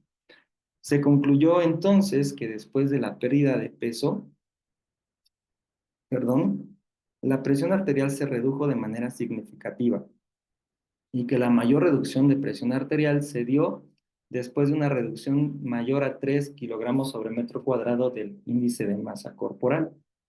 Entonces ahí, pues les digo, como la parte del estilo de vida es fundamental, con el simple hecho de la pérdida de peso, pues reducimos el tejido que tiene que ser irrigado, reducimos la resistencia a la insulina, la activación simpática y vamos a tener un mejor control de la presión arterial. Y ahora sí, hablando de la parte exclusivamente dietética, pues tenemos la famosísima dieta DASH que no puede faltar, y es que, bueno, varios estudios incluso han comparado los diferentes abordajes, tanto abordaje mediterráneo, bajo en hidratos de carbono, bajo en grasa, y dieta DASH, y se ha visto que la dieta DASH es la que va a tener un mayor impacto sobre la reducción de la tensión arterial o de la presión arterial. Este patrón dietético pues ya tiene su tiempo, ya fue más de 20 años, allá por 1997, que se empezó a estudiar, y pues desde entonces se ha sugerido que la dieta DASH sola o en combinación es efectiva para la reducción de la presión arterial. ¿Qué nos dice pues la ciencia actual? Bueno, antes de pasar al metaanálisis, vemos aquí las características esenciales de la dieta DASH, y aquí es donde sí me gustaría desglosarlo un poco más. Porque podemos hablar de dieta DASH, pero realmente incluso con mis pasantes llega a pasar que le digo, bueno, ¿en qué abordaje le darías? No, pues dieta DASH. ¿Y en qué consiste la dieta DASH? ¿O qué tiene? ¿Qué nutrimentos tiene? Y pues ahí es donde ya valió, ¿no? Entonces, sí es importante revisar los valores nutricionales del plan original de la dieta DASH. Vemos aquí fundamentalmente que, por ejemplo, la grasa saturada está a menos de un 6%, recordando que la grasa saturada nos puede llevar a elevaciones del colesterol LDL. Tenemos también una cantidad moderada de hidratos de carbono, tampoco no es como que los restrinja tanto, no se va ni muy arriba ni muy abajo, simplemente los mantiene en un nivel adecuado. Y en la parte original de la dieta DASH, el sodio se recomienda a 2.300 miligramos por día. Ya en estudios más recientes recomiendan que incluso baje hasta 1.500 miligramos. Y ahí también concuerdo con la doctora con la parte de no quitar la sal. Sobre todo recordar que la sal es un compuesto, viene cloruro de sodio, entonces tenemos ahí sodio y cloro. Y de hecho, pues son compuestos necesarios, son electrolitos que van a tener varias funciones dentro de la homeostasis del organismo. Pero entonces, lo que sí recomendaría yo sería aquí disminuir la cantidad de alimentos procesados, sobre todo la parte de enlatados, la parte de embutidos, los aderezos, salsa de soya, salsa catsup, mostaza. Todos esos son productos que realmente tienen una gran cantidad de sodio. Esos productos, desde mi punto de vista profesional y desde lo que vemos aquí, sí deben de ser, eh, pues, un poco más controlados. Incluso eso sí yo lo llego a quitar de los planes de alimentación de mis pacientes, pero les dejo la parte del consumo de sal de manera normal, ¿no? Entre comillas, normal, que no supere los 2.300 o, dependiendo del caso, 1.500 miligramos por día. Recordando que el incremento del sodio pues nos va a provocar retención de líquidos y este aumento del volumen que tiene que manejar nuestro sistema circulatorio, y que eso nos llevaría al aumento de la presión arterial. Por otro lado tenemos el potasio que lo recomiendan hasta 4.700 miligramos por día. Es una cantidad bastante elevada de potasio. De hecho, no es tan sencillo cubrir tanta cantidad de potasio de manera de los alimentos. Sin embargo, pues tan solo la reducción, perdón, del aumento del potasio nos puede llevar a una reducción en la presión arterial de hasta 3.5 milímetros de mercurio. Vemos una mano levantada. Si gusta participar, ¿cuál sería su pregunta?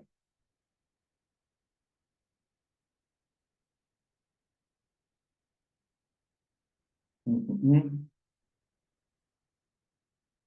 ¿Ninguna pregunta? ¿O la dejamos al final? Enseguida le reactivamos el audio del mismo. Es que no podía activar el micrófono. Ok. Mi pregunta es respecto justo a que es difícil a veces cubrir lo que se recomienda en cuanto a micronutrientes. En estos casos, ¿sí se puede recomendar el uso de algún suplemento alimenticio? Sí se ha llegado a estudiar, incluso también hay varios estudios que nos hablan de la suplementación de potasio, ya sea con citrato de potasio, carbonato de potasio. Pues son sales de potasio que podríamos llegar a utilizar. Sin embargo, yo sí les recomendaría que primero intenten la parte dietética. Sí es difícil, pero sí hay alimentos ricos en potasio que nos pueden ayudar a completar el requerimiento.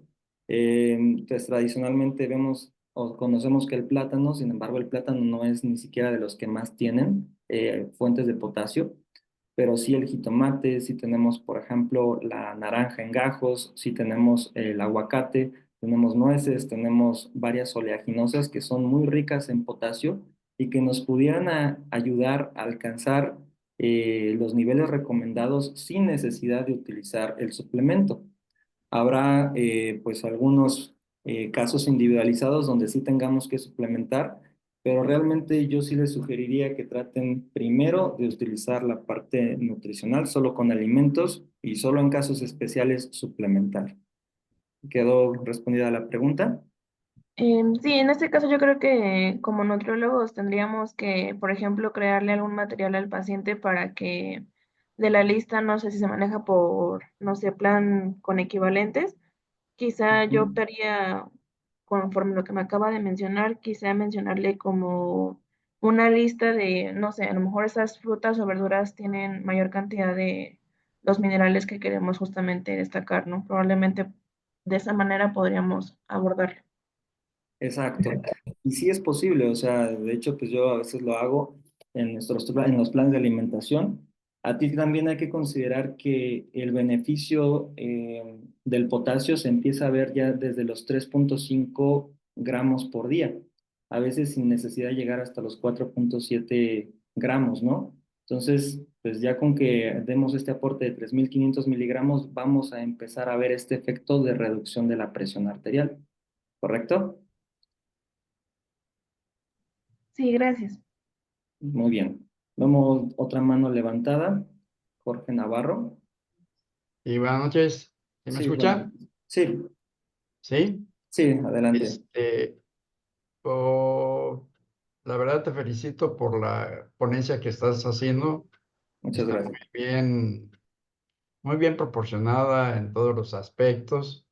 Quisiera que me dieras un ejemplo de cómo hacer una dieta tipo DASH en un paciente hipertenso cuando llega a la consulta, ya que le da uno la receta al paciente, aparte de Ujú. recetarle su medicamento antihipertensivo, o no se le receta para darle precisamente este tipo de dieta. Pues como también mencionó muy atinadamente la doctora, hay que evaluar el entorno del paciente. Si vemos que es un paciente que realmente es muy descuidado en su estilo de vida, pues es difícil que se apegue y que con solo la dieta DASH o con solo el ejercicio inmediatamente logremos el cambio, ¿no? Recordar que los cambios conductuales llevan tiempo. O sea, si un paciente viene acostumbrado a una dieta de enlatados, embutidos y de repente se le quitan de golpe, es difícil que lo haga. Entonces, de inicio creo que valdría la pena el manejo integral, tanto farmacológico como el abordaje nutricional.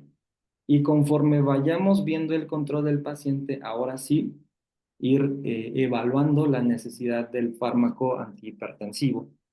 Respecto a la dieta específica, sí es muy importante que sea individualizada. El paciente no va a tener los mismos requerimientos nutricionales si es un joven, si es un adulto mayor, si es mujer, si es un atleta. Entonces, sí debe ser individualizada y de preferencia llevada a cabo bajo la supervisión de un nutriólogo, ¿no? Se pueden hacer sugerencias, recomendaciones, como decía la compañera anteriormente, donde podríamos dar una lista de alimentos ricos en potasio. Ojo aquí, checar también si no hay alguna comorbilidad agregada que contraindique el potasio, como por ejemplo una enfermedad renal crónica ya en estadios terminales, porque si empieza a haber esta retención de potasio y nosotros lo llenamos de potasio, pues también va a ser deleterio para el paciente, ¿no? A veces se tienen que hacer como combinaciones o ajustes a los enfoques, como el enfoque de DASH, para ajustarlo a las necesidades del paciente. No sé si quedó respondida la pregunta. Sí, pero mm, en una indicación para el paciente, qué Ajá, tipo de alimentación, este, sí te entiendo, ¿no? ajá.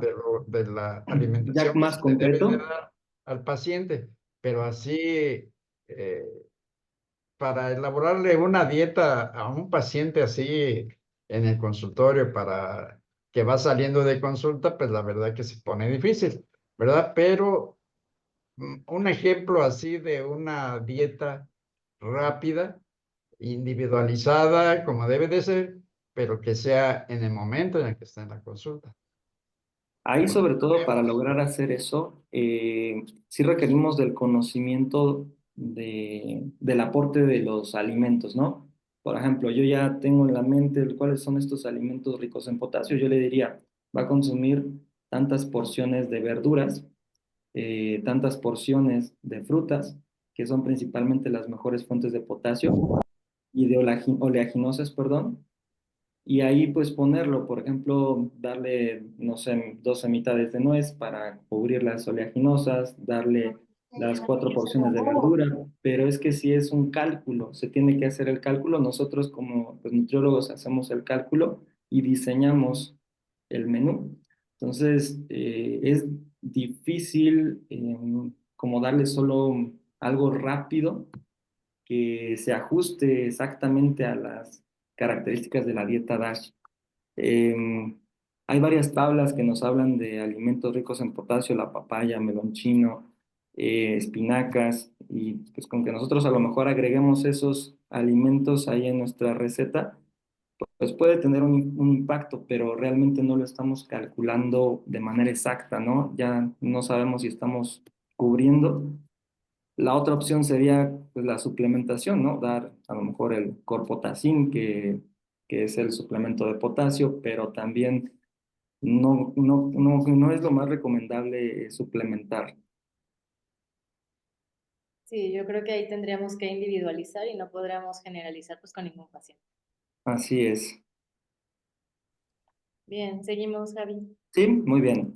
Bueno, en la parte del calcio también se ha visto que tiene pues un efecto sobre todo en la modulación del sistema renina, angiotensina, aldosterona y que también nos puede llevar a reducir la presión arterial. Hablando de 1000 a 1500 miligramos de calcio al día, podemos llegar incluso a reducir 1,5 milímetros de mercurio la presión arterial. Y el magnesio que tiene un efecto similar también al potasio en cuanto a la vasodilatación, nos va a ayudar también con la parte de la disminución de la presión arterial. Entonces, precisamente se utilizaron muchos elementos nutricionales y se combinaron dentro de este enfoque DASH para lograr tener un impacto significativo. Y eso es precisamente lo que vamos a ver ahorita. Vemos aquí este metaanálisis de una revisión de artículos de Medline y Cochrane, donde se incluyen 30 estudios que cumplen con los criterios y se compara la dieta DASH con una dieta control. Estas son las características de la población de estudio, donde vemos que se llegan a incluir hasta 5.545 participantes en una edad promedio de 51 años, con un IMC promedio de 29,2 y presión arterial promedio de 134/84, que según la AJA pues ya entraría dentro de la hipertensión, ¿no? Perdón, se da seguimiento de a 15 semanas. ¿Y qué fue lo que encuentran? Bueno, ven que en todos los estudios hay una reducción de la presión arterial sistólica y diastólica. Esto es como de todos los estudios incluidos en general. Y nos marca que es una disminución estadísticamente significativa, ¿no? Aquí nos marca de 3,2 y 2,5 milímetros de mercurio respectivamente de la presión sistólica y diastólica, pero también compara algunos otros estudios previos donde se ha visto que pues, es un poco más variable esta reducción. Vemos que hay hasta reducción de 6,7. En la sistólica vemos reducciones de 4,9, 5,2 y hasta 7,6. Entonces, básicamente, todos estos autores previos y también el autor actual que estoy mencionando ven esta reducción de la presión arterial. Entonces, no hay realmente duda que la adopción de la dieta DASH reduce la presión arterial en sujetos con o sin hipertensión, independientemente de los niveles basales de la presión arterial. Entonces, estos hallazgos en el metaanálisis van a respaldar lo que ya recomiendan actualmente las guías, donde la dieta DASH también nos va a servir para retrasar la aparición de la hipertensión y aumentar la eficacia del tratamiento antihipertensivo. Entonces, sí es importante pues llevar de la mano tratamiento farmacológico con esta parte del tratamiento nutricional. El otro punto importante es la parte del ejercicio. El ejercicio nos va a ayudar mejorando la parte de la función del óxido nítrico, que una de sus principales funciones es la vasodilatación. Nuevamente volvemos a la fisiología, donde si tenemos una dilatación, entonces va a reducir la presión arterial. Tenemos también que va a reducir la respuesta de vasoconstrictores como la norepinefrina y la endotelina, sobre todo actuando a nivel de la actividad simpática, y pues eso nos va a contribuir a que mejore este equilibrio dentro del endotelio vascular, que es tan importante, no solo en la parte de la hipertensión, sino también en el desarrollo de la aterosclerosis, o incluso también en la parte de la diabetes, ¿no? ¿Cuál ejercicio sería el más recomendado? Bueno, hay algunos estudios que evaluaron el ejercicio de resistencia, específicamente fortalecimiento, y otros estudios que abordan los ejercicios de tipo aeróbico. Respecto al ejercicio de fortalecimiento o resistencia, vemos aquí que se incluyen estos 26 estudios de pacientes y se considera el ejercicio de fuerza como bandas elásticas o ejercicio de resistencia fortalecimiento, que aquí son pesas, y también el power training, que son ejercicios un poco más, ¿cómo se dice? De más de potencia, ¿no? Nuevamente, importante individualizar la actividad física del paciente. Yo sí le sugeriría iniciar primero con el aeróbico, pero bueno, vamos a ver qué resultados obtuvieron. Vemos aquí que con el ejercicio tenemos una disminución de la presión arterial hasta en 6.68 milímetros de mercurio en promedio, y una disminución de la diastólica, presión arterial diastólica, de hasta 3.3 milímetros de mercurio. Entonces, es una reducción estadísticamente significativa, sin dudas, de la parte del ejercicio de fortalecimiento, ¿no?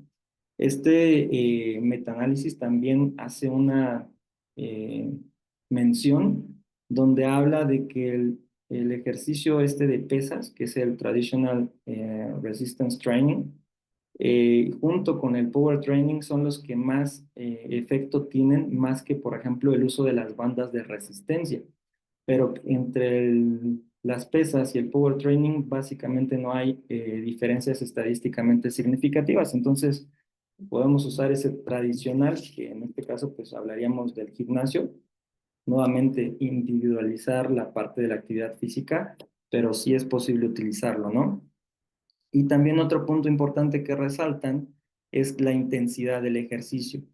En este caso, cuando se hizo una intensidad baja, hablando de menos del 60% de una repetición máxima, pues no hubo el mismo efecto que cuando hablamos de una actividad un poco más intensa, moderada, que la moderada sí hubo una reducción de hasta 6.9 milímetros de mercurio, ¿no? Entonces, estos son algunos datos para considerar. ¿Y qué concluye este estudio? Bueno, que la resistencia o el ejercicio de resistencia con pesas en intensidad moderada va a reducir la presión arterial sistólica y diastólica en individuos con hipertensión y con prehipertensión. Lo que les decía, yo les sugiero que primero analicen las características de sus pacientes, y aquí, en este caso, aquí no es de fortalecimiento, es ejercicio aeróbico. Este ensayo, bueno, este análisis de ensayos lo que hacen es analizar el ejercicio aeróbico, y aquí vemos en esta grafiquita muy claramente cómo conforme vamos aumentando el tiempo o los minutos de ejercicio por semana, va habiendo una disminución en la tensión arterial. En este caso hablamos de la sistólica, y vean aquí cómo cada que vamos aumentando el tiempo de ejercicio por semana, va reduciendo cada vez más la presión arterial. Vemos aquí que cada incremento de 30 minutos por semana en la práctica de un ejercicio aeróbico se asoció a una disminución de hasta 1.78 milímetros de mercurio en la presión arterial sistólica y 1.23 milímetros de mercurio en la parte de la presión arterial diastólica. Entonces, es una disminución no lineal, pero sí en función de la cantidad del ejercicio, para también tomar en consideración, ¿no? Que sí establecer siempre en nuestros programas de ejercicio, tipo de ejercicio, duración y la intensidad. Son puntos muy importantes, no nada más sálgase a caminar y ya, sino sálgase a caminar, incluso ahora con estas pulseras que miden la frecuencia cardíaca, es mucho más práctico para nosotros poder decirle al paciente, va a mantener su frecuencia cardíaca a tanto y evitar también que pues vayamos a pasarnos de la raya y que se esté haciendo el ejercicio, ¿no? Veo una mano levantada. Sí, justo. Para personas que no tienen en casa material para justo hacer ejercicio de resistencia como pesas o ligas y que quieren intentar empezar con el ejercicio aeróbico tipo caminata, ¿cuál sería tu recomendación en este tipo de pacientes? En ese tipo de pacientes que vienen de un estilo de vida sedentario y vamos a iniciarles apenas la actividad física, yo sí sugeriría ejercicio aeróbico totalmente y ir en incremento a la intensidad. Sobre todo podemos empezar con un 60-65% de la frecuencia cardíaca máxima y ahí ir modulando nuevamente con el monitoreo de la presión arterial antes y después del ejercicio. Medir antes del ejercicio, medir media hora después del ejercicio. Al paciente se le va a indicar que va a iniciar pues la caminata en un terreno plano, sin que se llegue a agitar, ya que por ejemplo en subidas, bajadas o escalones, pues sí vamos a tener fluctuaciones fuertes de la frecuencia cardíaca, entonces caminata a terreno plano a intensidad leve, iniciar con pocos minutos, yo a veces incluso dependiendo del caso llego a iniciar la actividad física con 15 a 20 minutos y le vamos incrementando según la tolerancia del paciente, siempre midiendo, por ejemplo, su presión y midiendo su frecuencia cardíaca. Entonces, el monitoreo de los números nos va a dar la respuesta. Tanto en la diabetes con el automonitoreo como en la hipertensión, que nos estén reportando, bueno, ¿y cuánto fue su presión antes y después del ejercicio? Muy bien, está dentro de metas, siga así. O al día siguiente, no, pues se nos pasó poquito, va a ser un poco más lenta su caminata. Esas son las estrategias que tenemos que ir adoptando para nuestros pacientes, ¿correcto? Perdón, ¿y si es un adulto mayor? Si es un adulto Eh, mayor, ahí también nos llegan casos.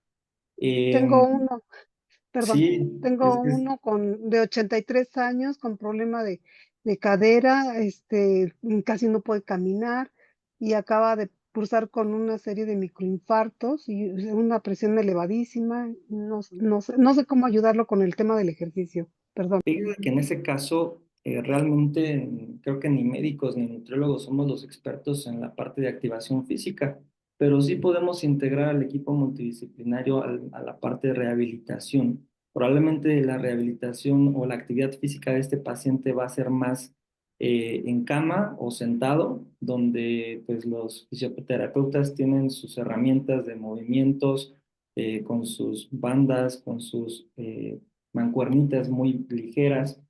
Y lo que nos va a tocar a nosotros, eso sí, es monitorizar el efecto que está teniendo la actividad del fisioterapeuta sobre la presión arterial de nuestro paciente. Pero sí son casos que ahí sí a veces vale la pena ir muy lento, porque luego sale peor, ¿no? Luego si ya tiene estos antecedentes de los microinfartos, también no sé si esté anticoagulado y que nos pudiera por ahí dar algún susto. Entonces Sí, a sí, veces, está anticoagulado. ajá, Sí. entonces a veces es mejor, Ahí, a lo perdón mejor que los esperar a que las condiciones mejoren. Esperar a que a lo mejor primero empezar con la parte dietética y la parte farmacológica, y una vez que empiecen a actuar en sinergia, ahora sí vamos a la parte de actividad física, ya que haya una condición que no ponga en riesgo al paciente, ¿no? Recordemos que lo primero es no dañar, porque sí puede que salga peor forzar el ejercicio cuando no es el momento, ¿correcto? Gracias. Muy bien. Primero vamos a cuidar lo que es la salud del paciente y esa pregunta me parece muy interesante, pero es una clase que vamos a ver más adelante. Perfecto. Bueno, pues entonces, en conclusión, respecto al ejercicio aeróbico, vemos cómo cuando llegamos a los 150 minutos de ejercicio por semana, podemos llegar a reducciones de hasta 7.2 milímetros de mercurio en la presión arterial sistólica y 5.5 milímetros de mercurio en la presión arterial diastólica. Es una disminución bastante significativa y realmente 150 minutos de ejercicio no es mucho para un adulto joven o para incluso un adulto menor de 50 años.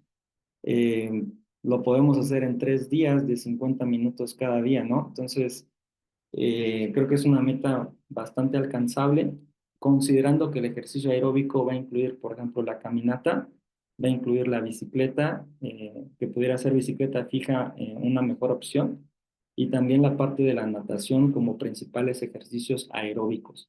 No confundir la parte también del cardio al aeróbico, o sea, a veces lo utilizamos como sinónimos, pero no es lo mismo una clase de cardio hit a un ejercicio de caminata, ¿no? Hay que ver esa parte del aeróbico, precisamente el ejercicio aeróbico se llama de esa manera por el consumo de oxígeno, ¿no? Es un ejercicio que es de baja intensidad, pero que se procura que sea de larga duración, a diferencia de los de resistencia, que son ejercicios de más alta intensidad y que serían considerados como anaeróbicos. ¿Sí? Muy bien. Entonces, bueno, para no prolongar más la sesión, creo que ya tenemos algunos puntos cruciales para llevarnos a casa a nuestra práctica clínica. La parte de la control de peso y sobre todo aquí yo les haría el énfasis en la parte del porcentaje de grasa corporal y grasa visceral. Nos va a ayudar bastante con sobrepeso, hipertensión, pero también con la resistencia a la insulina, con el síndrome metabólico, etcétera. Implementación de la dieta DASH individualizada, eso es muy importante. Eh, Ahí sí, pues los que podemos hacer los cálculos más exactos, a lo mejor si somos la parte de los nutriólogos que conocemos la parte alimentaria. Eh, y bueno, también implementar el ejercicio aeróbico y complementar con el ejercicio de resistencia. Incluso se ha visto que estos dos tipos de ejercicio en sinergia tienen buenas respuestas, muy buenas respuestas. No sé si hasta aquí haya dudas o preguntas. Veo manos levantadas.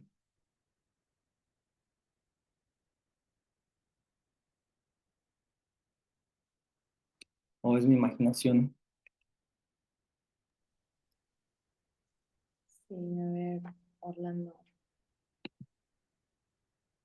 ¿Puedes activar tu micro? O escribir en el chat.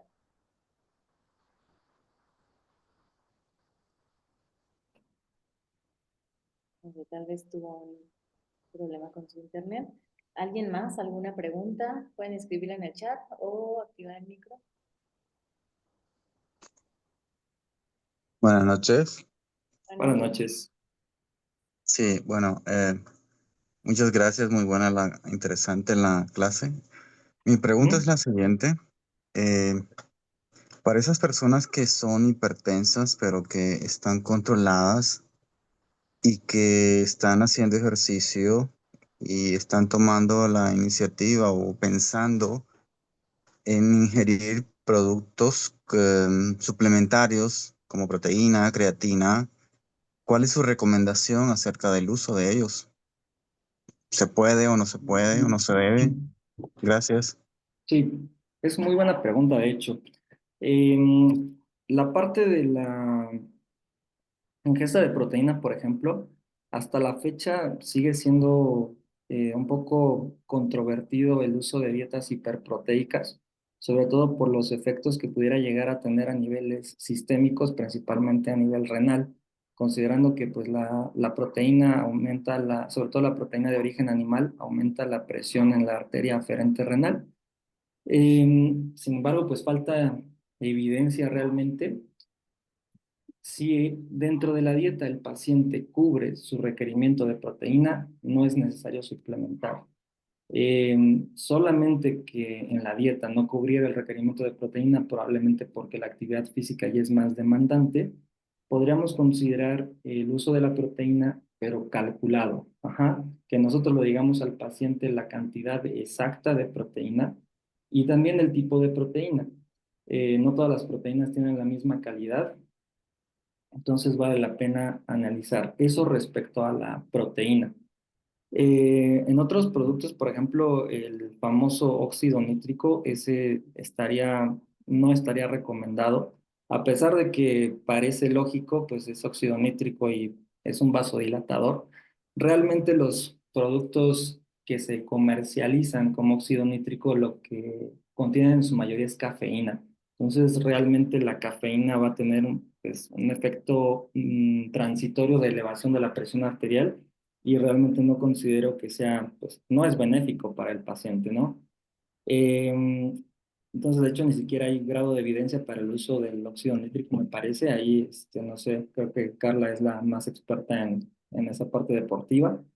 Y la parte de la creatina, ahí sí también sí es importante revisar, pues, cuál va a ser el motivo del uso, ¿no? Realmente la creatina lo que teóricamente hace es mejorar la resistencia del músculo o la eficiencia, pero también retiene mayor cantidad de agua. Entonces, habría que revisar, realmente ahí sí sería interesante revisar si hay alguna evidencia, si el uso de creatina incrementa también la parte del volumen, porque si incrementa el volumen o la volemia, pues entonces sí nos estaría causando un impacto deleterio en la presión arterial, ¿correcto?